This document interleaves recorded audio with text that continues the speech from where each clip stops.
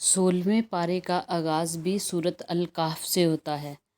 15वें पारे के आखिर में जनाब मूसा अलैहिस्सलाम की जनाब खिज़र अलैहिस्सलाम से मुलाकात का ज़िक्र हुआ था। मूसा अलैहिस्सलाम हज़रत खिज़र अलैहिस्सलाम की जानिब से कश्ती में सुराख करने और फिर एक बच्चे को कत्ल कर देने के अमल पर बिल्कुल मुतमिन ना थे, इसलिए उन्होंने इस पर इतराज़ किया। हज़रत खिज़र अलैहिस्सलाम ने हज़रत मूसा अलैहिस्सलाम को कहा कि क्या मैंने आपको नहीं कहा था कि आप मेरे साथ सब्र नहीं कर सकते।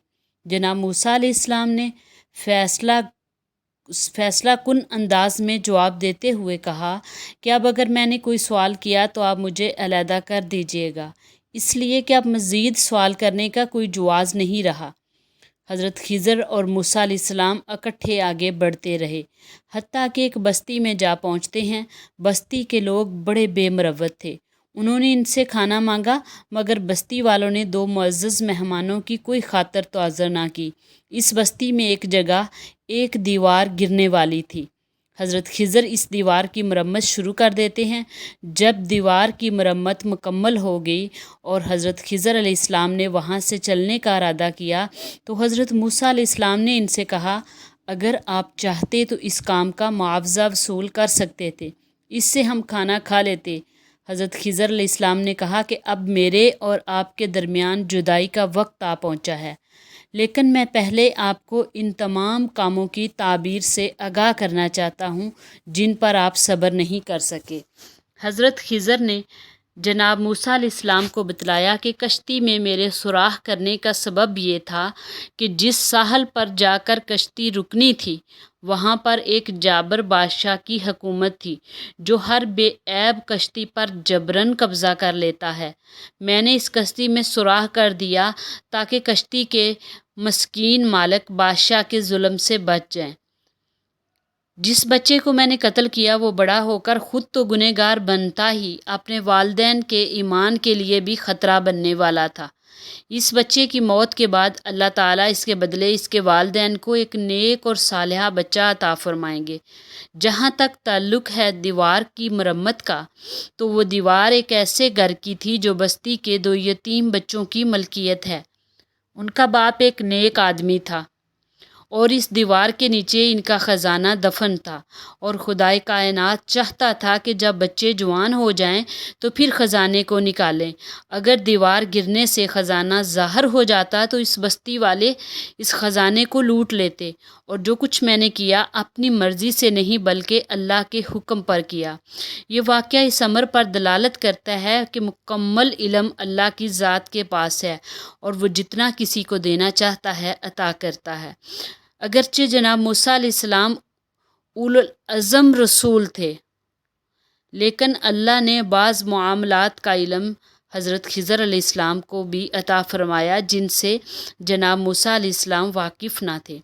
इसके बाद सूरत कहफ़ में जनाब ज़ुल्करनैन और याजूज माजूज का किस्सा बयान हुआ है कि ज़ुल्करनैन ने याजूज माजूज से बचाव के लिए पिघले हुए तांबे और लोहे से एक मजबूत हिफाजती दीवार बना दी है। सूरत कहफ़ में अल्लाह ताला ने अपनी तवानाइयों को दुनिया की ज़ेबो ज़ीनत के लिए वक्फ़ और सर्फ करने वाले लोगों के अमाल को बदतरीन इमाल करार दिया और फरमाया कि वो गुमान करते हैं कि वो बेहतर कामों में मशगूल हैं। अल्लाह ताला कहते हैं, ऐसे लोग मेरी मुलाकात और निशानियों का इनकार करने वाले हैं और ऐसे लोगों के अमाल बर्बाद हो जाएंगे और क़यामत के दिन इनका वज़न नहीं होगा। सूरत कहफ़ के बाद सूरत मरियम है। इसमें अल्लाह ताला ने ईसा अलैहिस्सलाम की मोजज़ाती पैदाइश का ज़िक्र किया। हज़रत ज़करिया अलैहिस्सलाम हज़रत मरियम के कफ़ील और खालू थे।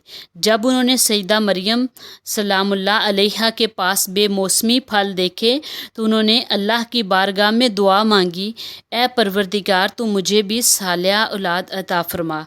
अल्लाह ताला ने जनाब ज़करिया अलैहिस्सलाम की फ़रियाद को सुनकर इनको बुढ़ापे में हज़रत याहया अलैहिस्सलाम से नवाजा। इसी तरह जनाब मरियम सलामुल्लाह अलैहा के पास जनाब जिब्राइल अलैहिस्सलाम आते हैं और इनको एक सालिहा बेटे की बिशारत देते हैं। आप कहती हैं, क्या मेरे यहाँ बेटा पैदा होगा? جب کہ میں نے تو کسی مرد کی خلوت کو بھی اختیار نہیں کیا۔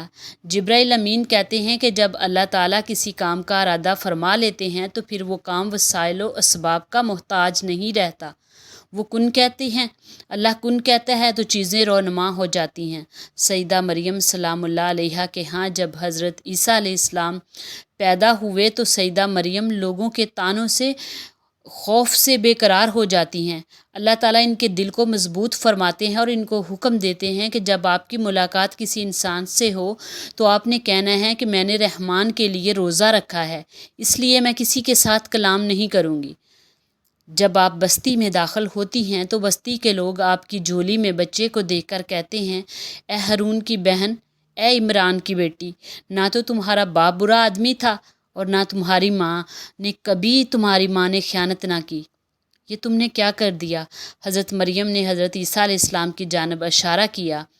حضرت عیسیٰ علیہ السلام نے مریم سلام اللہ علیہا کی گود میں سے آواز دی، میں اللہ کا بندہ ہوں، اللہ تعالیٰ نے مجھے کتاب دی ہے اور مجھے نبی بنایا ہے۔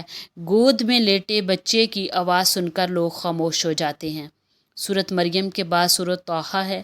سورۃ طٰہٰ میں اللہ تعالیٰ نے جناب موسیٰ علیہ السلام کو کوہ طور پر اپنے ساتھ ہونے والی ملاقات کا ذکر کیا اور بتایا کہ جب موسیٰ علیہ السلام کوہ طور پر تشریف لائے تو اللہ نے ان سے پوچھا کہ موسیٰ علیہ السلام آپ کے ہاتھ میں کیا ہے؟ حضرت موسیٰ علیہ السلام نے کہا، یہ میری لاٹھی ہے۔ اللہ تعالیٰ نے حضرت موسیٰ علیہ السلام کو اپنی چھڑی زمین پر پھینکنے کا حکم دیا۔